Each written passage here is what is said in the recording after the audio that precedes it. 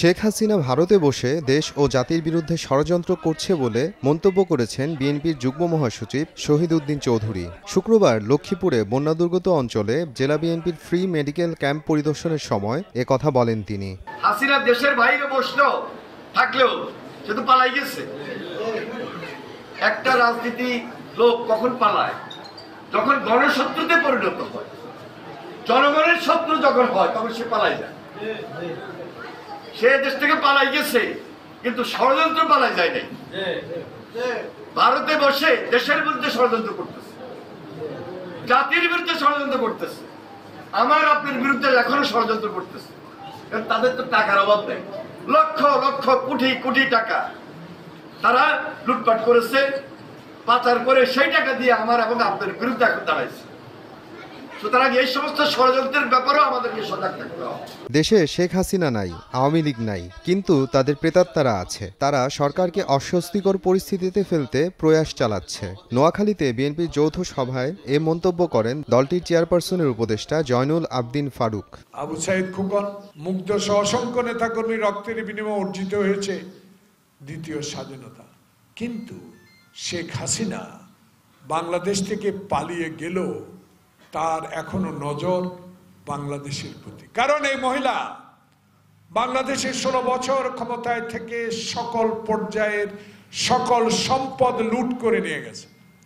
বাংলাদেশের সাংবিধানিক প্রতিষ্ঠানগুলো ধ্বংস করে দিয়েছে, বিচার বিভাগকে ধ্বংস করে দিয়েছে, নির্বাচন কমিশনকে নিজের আয়ত্তে আনার জন্য ভোটাধিকার থেকে মানুষকে বঞ্চিত করে ফেলেছে।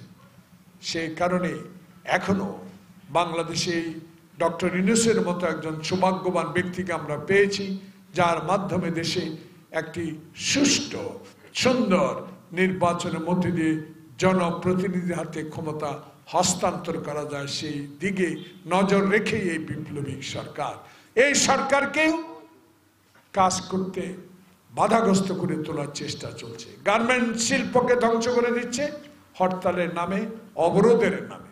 এরাও আওয়ামী লীগের প্রেতাত্মা। নারায়ণগঞ্জের রূপগঞ্জে সরকারি প্রাথমিক বিদ্যালয় মাঠে বিএনপির কর্মী সমাবেশ হয়েছে। দলের কেউ মাদক, সন্ত্রাস, চাঁদাবাজি ও দখলবাজিতে জড়িত থাকলে তাদেরকে দল থেকে বহিষ্কার করা হবে বলে হুঁশিয়ারি দেন তৃণমূলের নেতারা। 24 সালে তারা এমনভাবে পলায়ন করেছে যে দলের তৃণমূল থেকে একবারে এমপি মন্ত্রীরা পর্যন্ত খুঁজে পাওয়া যাচ্ছে না। এরা ভারতের মাটিতে আসছে। সেম লজ্জার বিষয়, একটা রাষ্ট্রের একটা বৃহৎ দল এত দুর্নীতি করেছে, এত অত্যাচার করেছে, এত নিপীড়ন করেছে, তারা মানুষের সামনে মুখ দেখাতে লজ্জা পায়। এই লজ্জায় মুখ দেখার জন্য পার্শ্ববর্তী রাষ্ট্র ভারতে গিয়ে আশ্রয় নিয়েছে। আমরা তাদের ধিক্কার জানাই।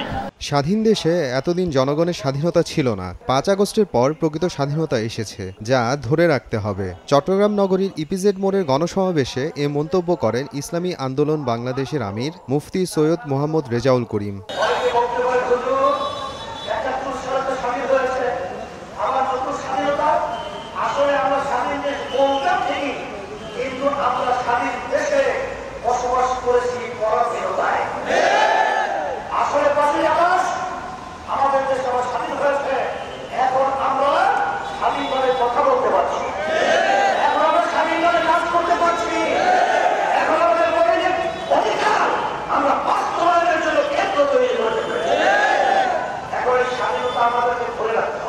এদিকে চুয়াডাঙ্গায় আদর্শ উচ্চ বিদ্যালয় মাঠে রুকন সম্মেলন করেছে জামায়াত। এতে প্রধান অতিথি হিসেবে উপস্থিত ছিলেন দলটির নায়েবে আমির অধ্যাপক মুজিবুর রহমান।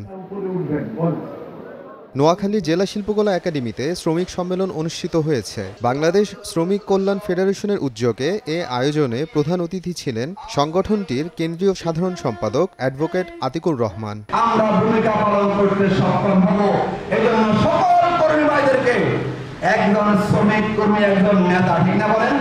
আপনি নেতা, কর্মী হিসেবে আপনি থাকবেন না, আপনি যেই পেশা আছেন আপনি সেই পেশার নেতা হবেন। বিশ্বনবী হযরত মুহাম্মদ সাল্লাল্লাহু আলাইহি ওয়াসাল্লামের নামে কটূক্তির প্রতিবাদে বৃষ্টিতে ভিজে বিক্ষোভ মিছিল করেছে মংলা জাতীয় ওলামা মাশায়েখ আইম্মা পরিষদ। একই দাবিতে বিক্ষোভ মিছিল করেছেন পিরোজপুর, বাগেরহাট ও দিনাজপুরের ধর্মপ্রাণ মুসল্লিরা।